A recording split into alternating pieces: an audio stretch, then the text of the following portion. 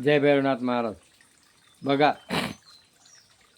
काल 8 ऑगस्ट शिर्डी साईबाबा येथे जर्मनचे शास्त्रज्ञ आले होते आणि बाईप खात्यातर्फे अकोला तालुका आणि इगतपुरी तालुक्यातले जे काही लोक होते, कर्मचारी, आयुर्वेदिक डॉक्टर आणि तिथं एक हे भरलं होतं संमेलन, चर्चासत्र.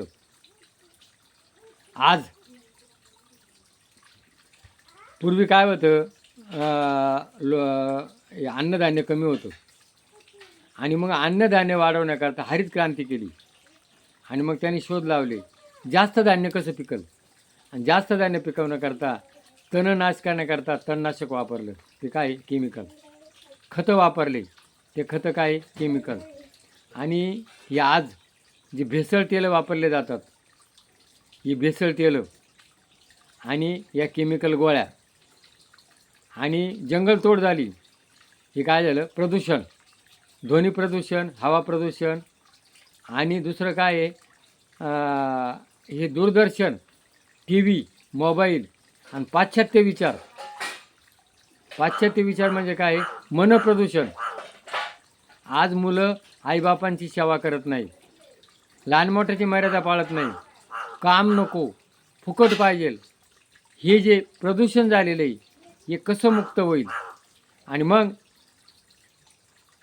2040मध्ये आपला भारत कसा असेल याच्यावर संशोधन चालू आहे. आणि मग आपला भारत चांगला व्हावा का भकास व्हावा, काय व्हावा. मग चांगलं होण्याकरता त्याला कोणकोणत्या संस्थांनी काम केलं पाहिजे, ही जबाबदारी कोणाची. बघा, उंदराच्या गाळ्यामध्ये उंदरांना कोण खाती, मांजर. आणि मग आता ती मांजर येते, मग आता त्या मांजरीच्या गळ्यात जर घंटी बांधली तर ती घंटी आवाज येईल, आपण सावध होऊ. पण नेमकी घंटी बांधायची कोणी, हा प्रश्न झालेला आहे. तसं आता हे प्रदूषण झालेलं आहे, ध्वनी प्रदूषण, जंगलतोड, मनप्रदूषण, मुलांना काम नको आहे, मुलांना नोकऱ्या नाही आहे.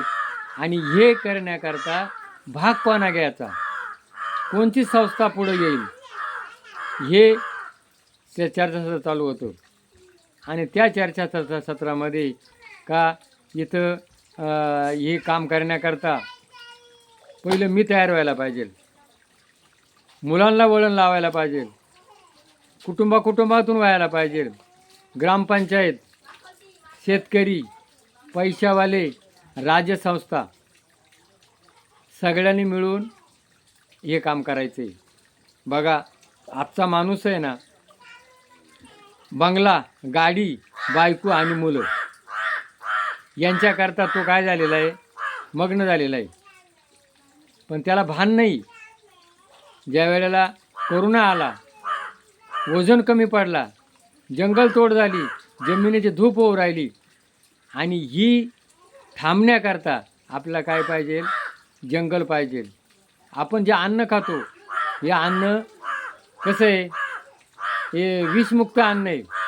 मग आपण सेंद्रिय शेती केली पाहिजे.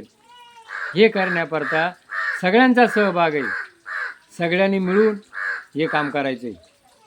म्हणून आज आपण काय करतो, केमिकल औषधं खातो.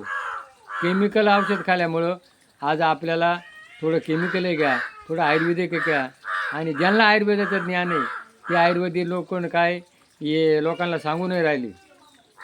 म्हणून मी सुद्धा आयुर्वेदिक आहे. समाजसेवा लोकांना नको आहे, नुसता पैसा पाहिजे.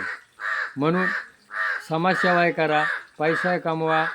आणि आज ध्वनी प्रदूषण झालेले, अन्न प्रदूषण झालेले, याला आपण सगळे जबाबदार आहे. एक दिवस आपलं काय जिकडे तिकडे भकास होणार आहे. म्हणून सगळ्यांनी जागृत व्हा, या कामाला सहभागी व्हा.